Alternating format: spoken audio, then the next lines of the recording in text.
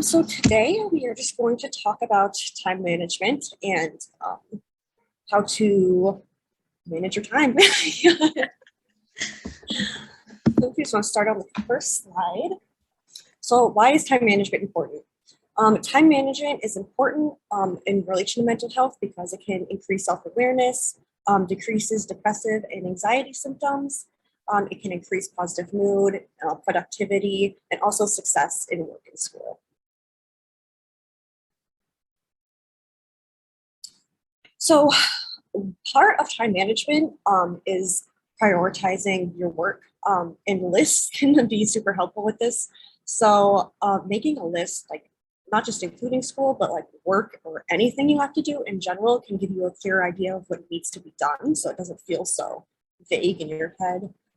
It can help foster motivation, and it also allows you to organize your priorities. Yeah, and I actually have my list of stuff I was doing before this right here. Okay, on my fancy little galaxy journal. So I keep trying to. It's super cute. Thank you. So yeah, lists are super, and they're super easy too. Right. So once again, about organizing your priorities, prioritizing your work into what should get done first is a great way to keep yourself organized and on track.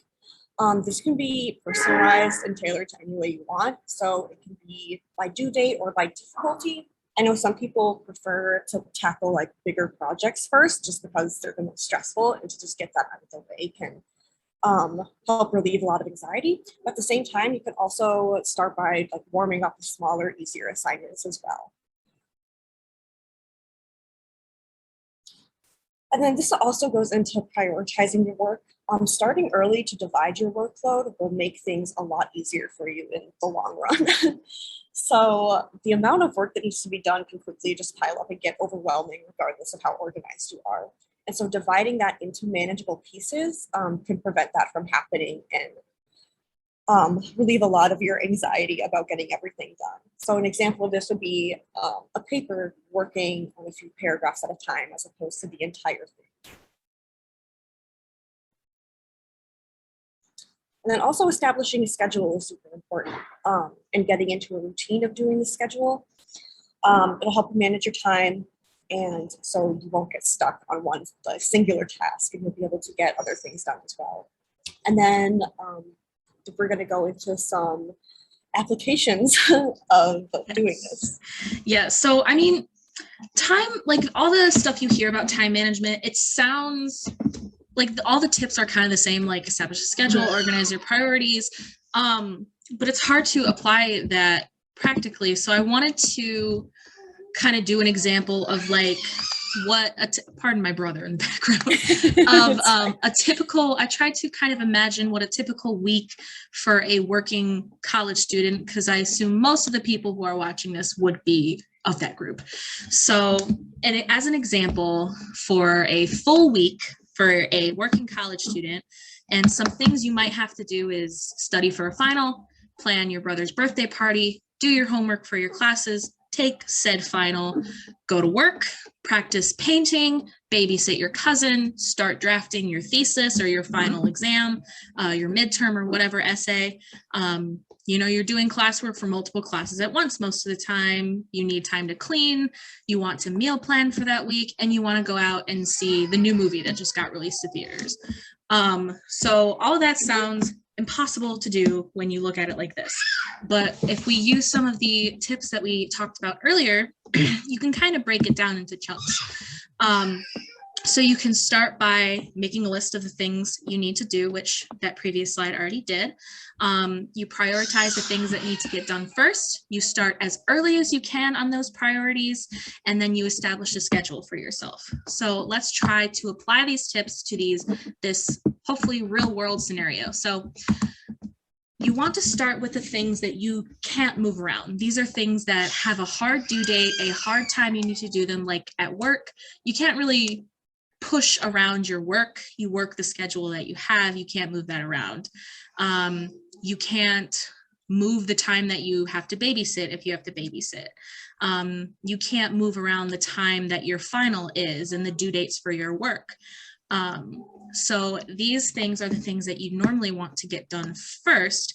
So if you start those as early as you can, say if you have an essay due on March 31st, if you get started on March 1st and you are doing just a little tiny bit, like 10 minutes of work a day, by the time that essay is due, you'll have finished everything instead of doing it all in one night. Because then it's really anxiety inducing. You don't give yourself a chance to take a break, and taking a break honestly is non-negotiable. Like, you have to take a break or you're going to burn out. You're going to get so fatigued. You're not going to be able to remember anything because sleep is important for memory. We talked about that in a previous Mental Health Monday, actually, and how important sleep is. But if you can just do a little bit at a time, you can go to work. You can't do a little bit of work at a time, but if you go to work and then you do the things you need to do for school just a little bit at a time, it makes it a little more manageable. So for the next chunk is things that do have an eventual due date, but you have a little leeway in how you can complete them. So again, you have some control in how you approach these things. So you don't have to plan your brother's birthday party maybe as early as you can. You can maybe meal plan instead of doing everything all Sunday night. You can do a little bit Friday, a little bit Saturday, a little bit Sunday. Now you have the whole week of meals, because meal planning is tedious. And then drafting your thesis, again, doing just a little bit at a time. Maybe you make an outline, and then the next day you look for sources. The next day you start typing your first draft into the Word document. So it's really essential to start things early so you can break up your time into chunks, to allow yourself those breaks in between, which again are essential. And then the last things that we've listed, they're not last because they're not important. You know, creative expression, cleaning, leisure time, those are really important. But the reason that they're at the bottom and in the green is because you can do them whenever you want. This is essentially your free time. You can do what you want when you want for as long as you want. Like I say here, you can clean your apartment all at once. You can clean it room by room. You can paint for 3 hours or 2 minutes, and then you can just sleep the rest of the time. You can basically do whatever you want, whenever you want. So these things that don't have due dates, you can kind of fit them into the things that do to give yourself a break, but you're still doing an activity that matters. I hope all of that made sense. And I know that this was a little bit of a quick one, but there's only so much you can say about time management because kind of all the tips that are out there are already out there. But we wanted to give kind of a practical example of how to do it if you're like an adult who has like life responsibilities, which is really important. So we want to thank everyone for watching, and Mental Health Mondays will be here next week. I'm not sure what the topic is, but it's a different topic every Monday, but with this same Zoom link. So if you want to join, if you're seeing this on YouTube and you want to join, the Zoom link that you can find on Victor's link is the same link every single time. And we threw down these CAPS resources. If you want to contact CAPS, we have their email, their phone number, the 24-hour crisis hotline if you are in crisis and you need to call someone. We also have our CAPS director, Sarah Bizik, as well as the location of the physical CAPS office. Did you have anything you wanted to add, Courtney? I think we basically covered it. Okay. Yeah. Oh, did we even introduce ourselves? I'm Lucian. I am Courtney. Yes, apologies. Yes. But yeah, this was a short one, but that's okay. Yeah. Well, thank you all for watching if you're watching. And have a wonderful week.